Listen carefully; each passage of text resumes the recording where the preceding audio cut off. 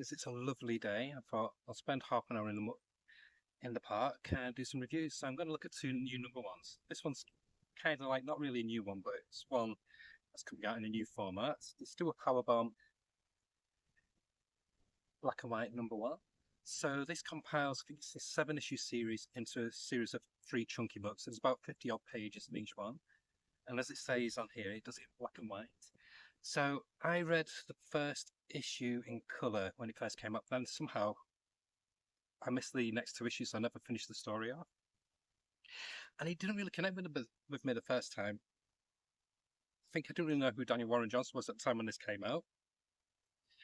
And then I discovered Murder Falcon after this, even though it came up before I got the trade paperback, and I just fell in love with his work. And that's when I first really appreciated Daniel Warren Johnson for the storyteller that he is. And of course, he's a huge wrestling fan and music fan, and this one focuses on his passion for wrestling.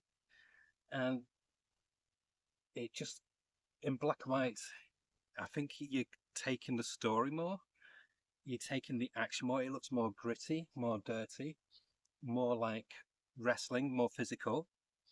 So I'm sure a lot of people have read this already. So basically what it is, this girl watches her mum, who's like this big superstar, a bit like AO Sky, doing her big wrestling bouts, and something happens to her mum, something devastating. Of course, it's Daniel Warren Johnson. I'd say Daniel Warren Johnson and Jeff Lemire are the 2 writers who can write about grief and loss really, really powerfully and really well. And he does it here. So basically, she loses her mum, this young girl, and it flashes forward 10 years. And she decides she wants to become a wrestler herself. But nobody will take her on because she's basically cursed because of her mum, how her mum died in wrestling. And then something happens, this character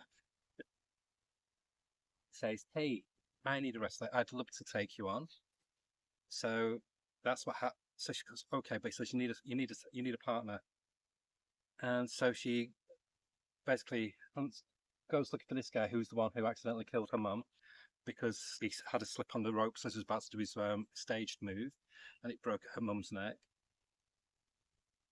And so that's basically the setup for this chunky first third of the story. But there's a reveal at the final page of who the master wrestler is, and it was a jaw-dropping moment. There's a few moments where I literally gasped. That was one of them, the reveal at the end. But how her mum died as well, again, it broke my heart. And then the little bit, like 2 pages later, when it just showed her dealing with the repercussion of how her mum died and the flashbacks and memories she had about her mum. It's a very, very bittersweet fable. And then I like how Daniel Warren Johnson weaves in the fantastical side of the story as well. So you've got the grit and grime and the staginess of wrestling, the brashness of wrestling, and then you have this fantasy element where she goes transported to this other world to fight in this wrestling tournament. And it shows how skillful Danny Warren Johnson is how he can go from the grittiness of wrestling to like this great, almost like Lord of the Rings-esque gothic structure. And then these close-ups like of this guy who's invited to do wrestling. It's just genius.